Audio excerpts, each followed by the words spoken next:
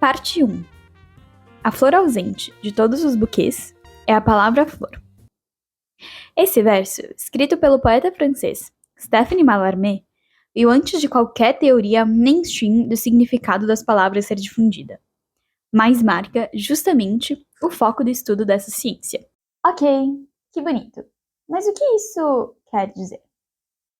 A frase de Mallarmé faz alusão ao fato de que não é necessário dizer flor para que a imagem de uma flor surja na sua cabeça. Isso porque buquê funciona como um significante para um conjunto de flores. Vamos dar uns passos atrás antes de explorar isso. A minha iniciação científica é sobre a semiótica, que é, justamente, o processo do estudo de significação das coisas. Esse estudo existe há muitos anos. Pode ser traçado desde a Grécia Antiga até os dias de hoje, passando por incontáveis pensadores, desde Agostinho até John Locke. Ela realmente se consolidou no século XIX, quando Charles Peirce a sistematizou e batizou de semiótica. Depois de Peirce, se dividiu em diversos ramos que buscam explorar a construção de sentido em contextos distintos. Mas nesse caso, estarei focando na herança teórica de Peirce, me baseando principalmente no livro A Linguagem Poética, de Décio Pignatari, e Modos de Ver, de John Berger. Voltando às flores. O que eu quero dizer quando digo que um buquê é um símbolo? A partir da teoria da semiótica, temos a caracterização das palavras como elementos de duas partes, o significante e o significado. E a junção das duas é um símbolo. Significante é o que nós identificamos, e o significado, o sentido desse sinal. Na língua falada, o conjunto de morfemas que dizemos, construindo sons específicos, são o significante, e os significados são os conceitos aos quais esses sons estão atrelados. E o símbolo é justamente o que chamamos de palavra. A conexão entre essas duas partes, ou o processo de associação, pode ser construída de formas diferentes. Existe a construção por contiguidade, que é o caso do buquê. Essa associação acontece como uma construção social, de certa forma. Você aprende que tal som leva a tal conceito. Portanto, o significante faz você lembrar do significado. Seria você lembrar de um amigo ao ver um presente que ele te deu. Se você não soubesse a origem do objeto, não lembraria do amigo. Essa construção é diferente da construção por semelhança. A segunda é de certa forma mais natural. Não precisa ser aprendida, uma vez que o significante e o significado em si são similares. Ou seja, um é parecido com o outro, te fazendo ter essa associação. Seria algo como lembrar de seu amigo porque você viu alguém com o mesmo corte de cabelo. Os dois são parecidos, portanto, um leva ao outro. Parte 2. Você separa o dançarino da dança? Nas construções mais comuns de texto, temos o uso quase exclusivo de construção por contiguidade, na qual um conceito pré-estabelecido e ensinado é associado a certa palavra. Mas um grupo que frequentemente quebra com isso são os poetas. Uma ferramenta como a paranomasia, ou a semelhança de sons, é um ótimo exemplo. Ao dizer aguiar é águia, não estou simplesmente contando que aguiar se comporta tal qual uma águia. Estou te mostrando isso, também no paralelismo do som e da forma das duas palavras. Esse significado é visto como mais complexo e sentimental, pois quebra com a ideia de contiguidade de que cada símbolo tem um único sentido definido, e permite por mais ambiguidades e contradições, criando um texto mais sentimental e subjetivo. Décio Pignatari nomina a poesia como algo único e indescritível. Em suas palavras, um poema, por melhor que você o explique, é insubstituível. Mas a brincadeira com o significante e o significado não acontece exclusivamente no campo semântico, e pode acontecer também no campo espacial. Por exemplo, a poesia concreta. A poesia concreta é uma que busca construir exclusivamente significados mais complexos e inseparáveis da forma, mudando a forma, justamente, em que o texto é apresentado para o leitor. Vamos olhar a um exemplo por Augusto de Campos. Esse poema, ao posicionar pluvial com uma letra vertical, cria um símbolo de similaridade com o movimento de cair da chuva, tal qual com o movimento retilíneo de fluxo do rio, na palavra fluvial. Outro exemplo interessante é acaso, também de Augusto de Campos. A formação da palavra acaso é justamente um acaso em um mundo de possibilidades. Isso não nos é contado com uma narrativa poética, simplesmente mostrado pela imagem de todos os blocos de texto juntos. Se fôssemos separar o texto de sua formação espacial, seríamos deixados com nada. Pluvial, pluvial, pluvial, pluvial, pluvial, pluvial.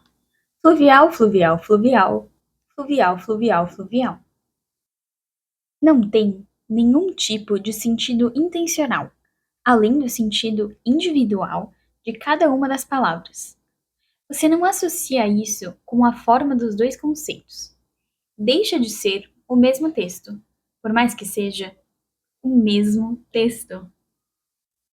Ou seja, o sentido do texto é inseparável da sua forma. Não é possível distingui-los.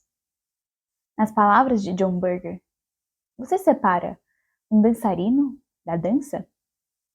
Da mesma maneira, não se pode separar um texto da sua forma. Parte 3. E você com isso? A poesia pode parecer muito alheia ao nosso dia a dia. E muitas vezes é, pois a grande maioria da população não para e consome poesia clássica durante seu dia a dia.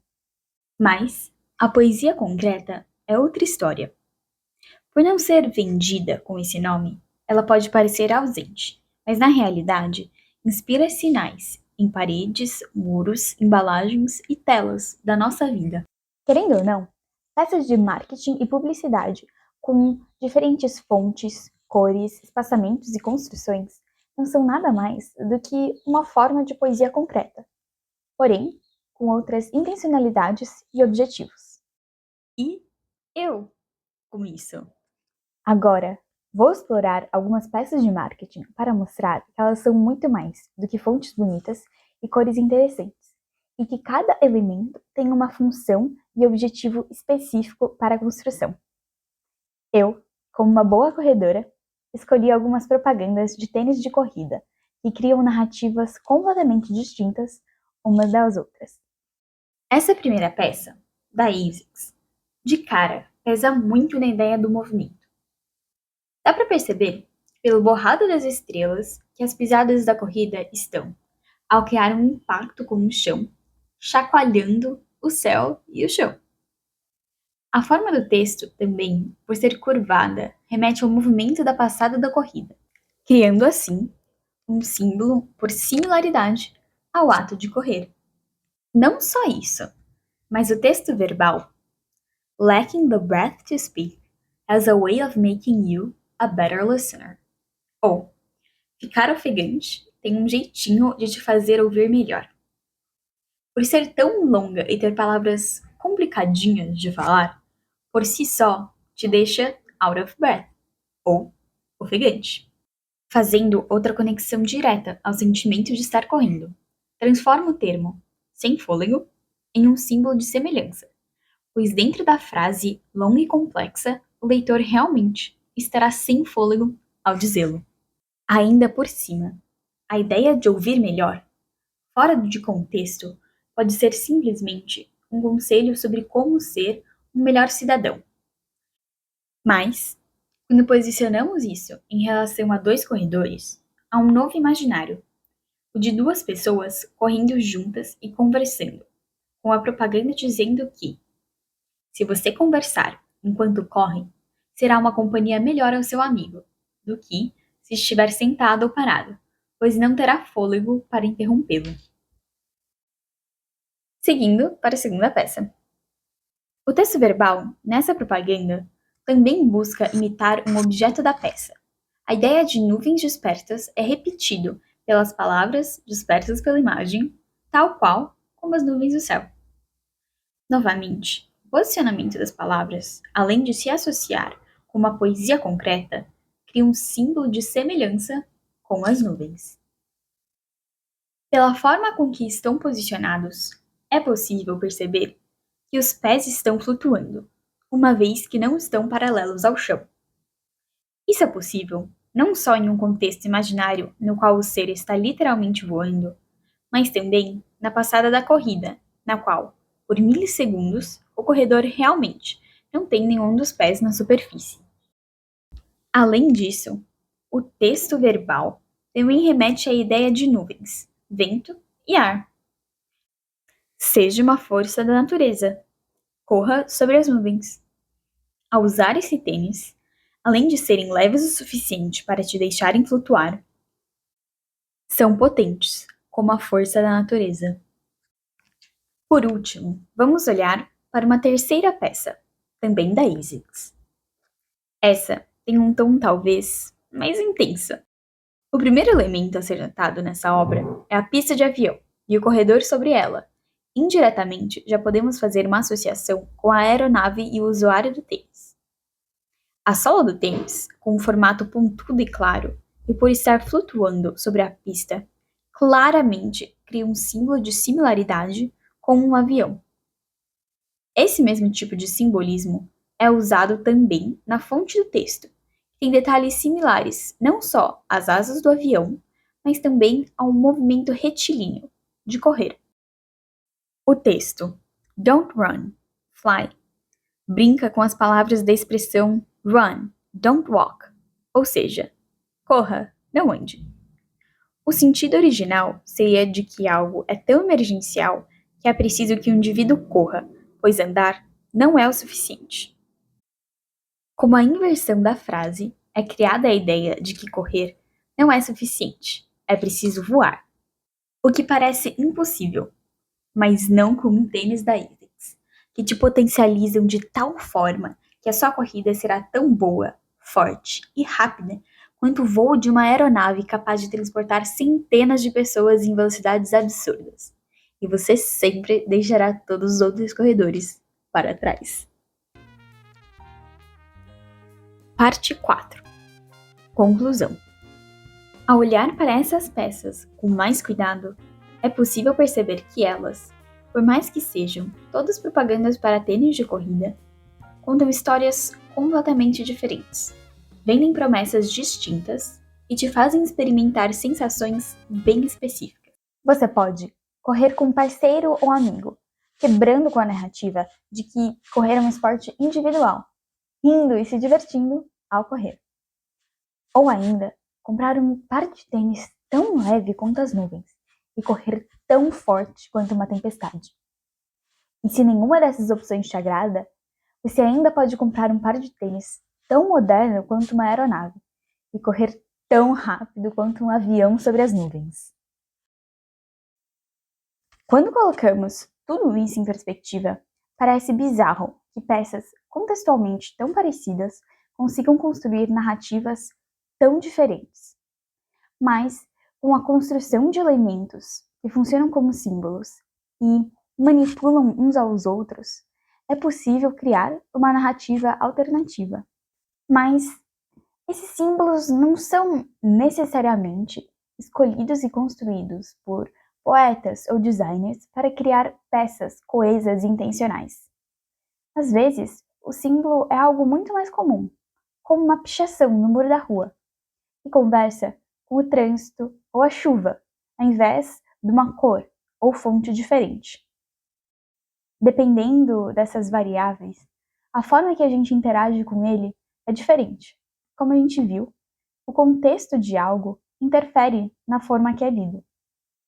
Mas não só o contexto da coisa, quem a lê também. Como John Berger disse, nunca olhamos para as coisas apenas. Estamos sempre olhando para a relação entre as coisas e nós mesmos. Nada do que sabemos ou pensamos existe exclusivamente dentro da nossa cabeça, porque todas essas coisas foram aprendidas em algum outro momento.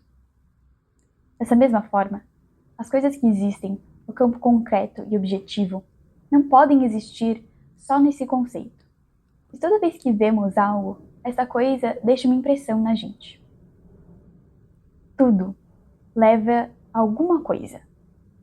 Porque tudo ou foi construído ou irá construir algo dentro de nós.